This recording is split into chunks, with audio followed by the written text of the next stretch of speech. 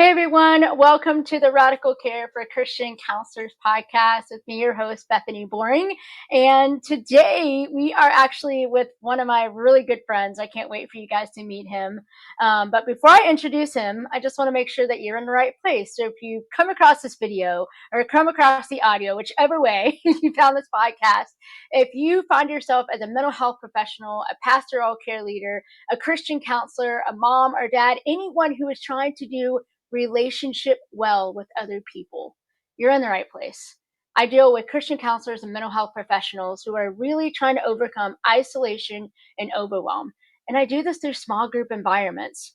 By listening to this podcast, I want you to walk away knowing that you have a community, that you have resources that you can apply, that you can have more resources and tools for your tool belt, and then also encouragement. So you can dare to do more than just survive and to step out and thrive in your calling.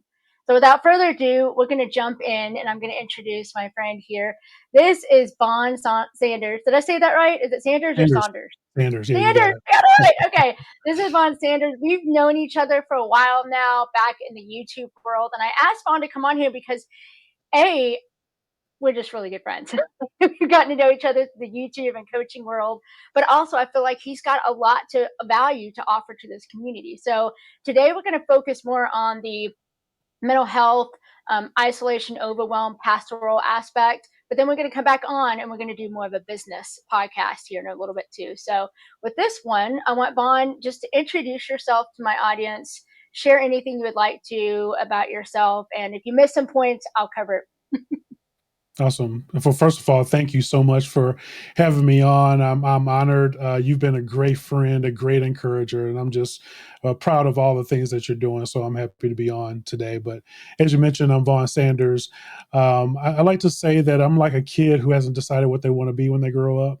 So I'm a pastor. I'm also a cybersecurity sales director, as well as a digital marketer and copywriter. So I do a lot of things, but all to the glory of God.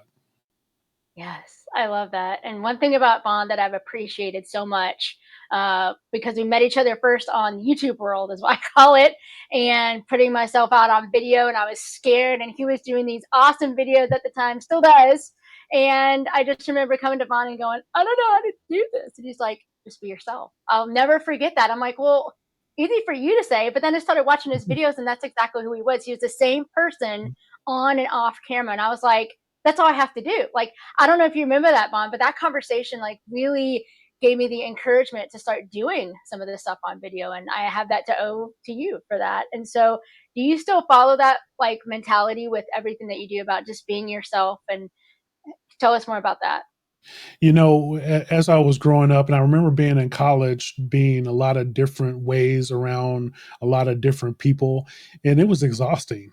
And then I had to remember, like, oh, this person likes this, and they don't like when I do this or say this way, and I just couldn't do it. And so one of my mentors actually told me what I told you, and just to be myself, because I didn't think people wanted to get to know me for who I was, or didn't care. Once they got a real good look, they wouldn't want to be my friend or anything. And I realized that the God put people in my sphere that really cared about me and wanted to see the genuine me.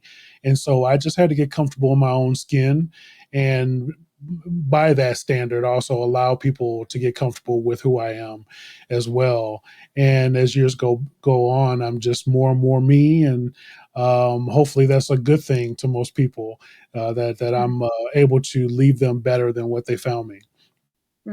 I love that. I love that. And it shows through everything that you do. I think that's why we connect. So that's great. So, with that being said, Vaughn, I know you've been pastoring. I mean, you've gotten to do so many different things. So, today I really want to focus on the pastoral role, but also just all of your roles. And I've got this question for you. Have you ever, in all of these journeys that you found yourself, have you ever found yourself battling isolation and overwhelm? And if you have, what did that look like for you?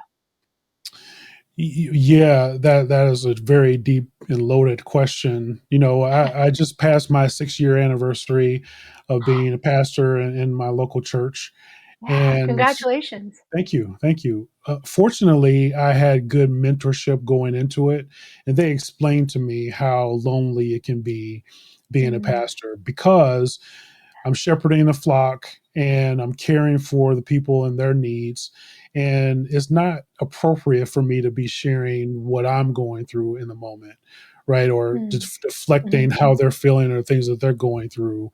And Yeah, so I've learned to take a lot of care in not sharing those things, some of those things with the congregation. There's some things I do share. I think you do have to have a sense of vulnerability, but yeah, there's is best to have somebody or some people on the side that I can share mm, with. And even with my own wife, there's things that I can't share with her because it's not her yeah, burden to bear. So if there's challenges within the church or otherwise, she might have a different view and take it differently or harder than what I may. But I'm the one that's been called to pastor the church and not her.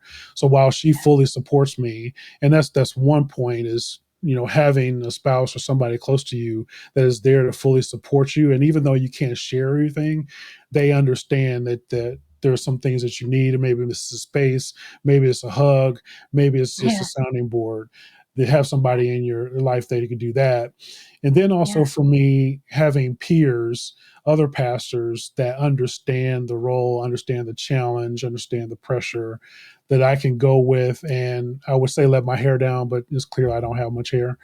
Just go and just be completely vulnerable with and lay everything out without any filters or without any fear of judgment. And I had to do that work on the front end. I knew mm, it was important for me to have people by my side and in my court before yeah, I needed it. I think a lot of yeah, people get into trouble where they find themselves in depression or struggling and they don't know where to go because they yeah. haven't built that structure. And I was fortunate enough to have some forethought where I poured into people. And so that when I needed to be poured into, I knew where to go. And I think those two things are probably the most important. Mm. I love that. I love that. So you mentioned first of all, relationship with your spouse, which is Mhm. huge. And Mhm. then also the second is relationship with people where you can just be yourself, where you can Mhm. let your hair down, so to speak, no matter what Yeah, color or how much hair we have, to let right. your hair down. I love that. So, well, let's tackle both of those. So the first one, you said your spouse, and you don't have to share anything, but like my biggest question is, I'm a single parent now. So Mhm. I've got this in a different way with me and my kids. But I know with me and my kids, we've got this deal where if I need something and I feel like they can meet that need, then we either have code word or I just come out and say it. Hey Mhm. guys, I need blah blah. So when you come home from a hard day, do you ever look at your wife and go, I need this? Or do you guys have a code word? Or how does she know how to meet you in that need? Because that's hard. So Yeah. can you tell me a little bit more about that? Yeah, fortunately, my wife is a therapist, so she gets Ah, it. nice. She understands, and we've done a lot of work together, Yeah. and individually, but especially in our marriage, we've done a lot of work where we know how to support one another, and Mhm. we also understand how to care for ourselves individually. And so, either one of us can come and just say, I need to let this out. I need to vent. I need, or as a man, I've learned to say, do you want me just to listen, or do you want me to help to solve? and Yeah. and that Yeah. was tough for me to Mm. learn at first because I wanted to jump in and help to solve. But I've learned, Yep. and she's allowed me to coach her just as much as Mm. she comes in to coach me. And so I would say it's pretty easy. We've been married for 24 years, and Mm. so every year it just gets that much easier.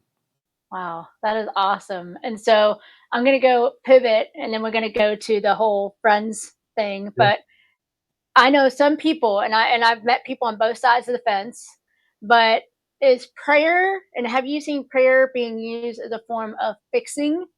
Meaning sometimes people can come to you with a need and then they're just met automatically with prayer. Or do you see it as ministry or both? Or how do you see that? Because I've seen it used in both ways. So what would you like to say to speak into that? Yeah, as Christians, prayer is underrated, and Hmm. that shouldn't be the case. It should sound weird, but prayer is something that people think of as an afterthought, Hmm. unfortunately. when the Yeah. first thing that we always should do is go to God in prayer. It says, go Mm. and pray without ceasing. And I think a lot of us think of, well, if I can't fix it any other way, then I'm going to pray. But Yep. just like you described, sometimes come people come to me and we just pray. Sometimes Mhm. even in a worship service, I may not know what somebody is going through, but I feel like they need prayer, and go to Yeah. them and pray. And so I think it helps and works in all those facets and is vitally important. I love that. Thank you, Vaughn. And pivoting now, because you talked about your relationship for your spouse and how you guys are able to communicate those needs. And so let's pivot. And I love how you said that you did this in advance. Before Mhm, you actually went mhm, into the pastoral role, you had people, it sounds like, in your life, or maybe you gained them through the process. So, how did you do that? Because I know several people in the ministry that just don't have that. So they're like, how do I mhm. do that? How do I get a group that's with me? And B, like, what does that really look like for you? Yeah, it took a lot of intentionality, and I'm fortunate to have some good mentors. And the way we're structured, I'm Southern Baptist in a Mhm. denomination, and the way it's structured, we have various associations. So we have a local association, state association, and so forth. And so that within those structures, it's a little easier to find people, mentors, or people that are peers and things of that nature to come along. And so there's someone who's a associate to a missionary, and they come along and like a pastor to pastors, right? Oh, And wow. so that's Mhm. helped out tremendously. So I did a lot of training with them. They mentored Yeah. me, and they helped me to see how important it was. And then it took a lot Mhm. of intentionality on my part to take it seriously that I need people in my sphere that, like I said, I can pour into and they can pour into me. And Yeah. so not everybody can gels with everybody else. And Yeah. so Yeah. it did take some time, and just having coffees with folks and dinner and hanging out and Bible studies and prayer. And then I noticed there were a handful of people that we just enjoyed each other's company. We Mm. enjoyed being around each other, and it was more than just a few things here and there. Like, we genuinely care for each other and our families.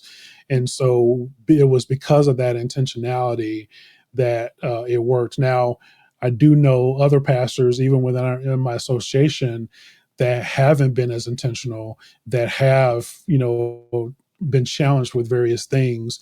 And even though the people are there, they never did the work to find them out, and to go to them and seek where they felt most comfortable. Yeah. No, that's huge. So I'm hearing that one, it wasn't just like this call that you made, hey, I need people to be around me. It was more of like, I'm doing life and I'm Mhm, becoming more aware of those that naturally I mhm, connect with, naturally, that there's something more there. So you're getting curious mhm. about what's happening. And then I'm also saying that part of this is the church structure that's already given you a mentor, that Yeah. are setting that example for you. So I'm hearing both from the church structure and standpoint, but also you're not trying to make something happening that's not happening. Mhm, You're just taking life as it is and getting curious about, okay, God, who are those that are naturally around me? Who are those that naturally mhm. care? And then go with what God's already doing. Am I hearing that right? Yeah, very well said. And even without the church structure, I mean, I can once I understood this, even doing it in the corporate world and elsewhere, being able to seek out people that I can gel with and get along with, that I can rely on, it is Mm. pays dividends. That's huge. That's huge. Oh my goodness.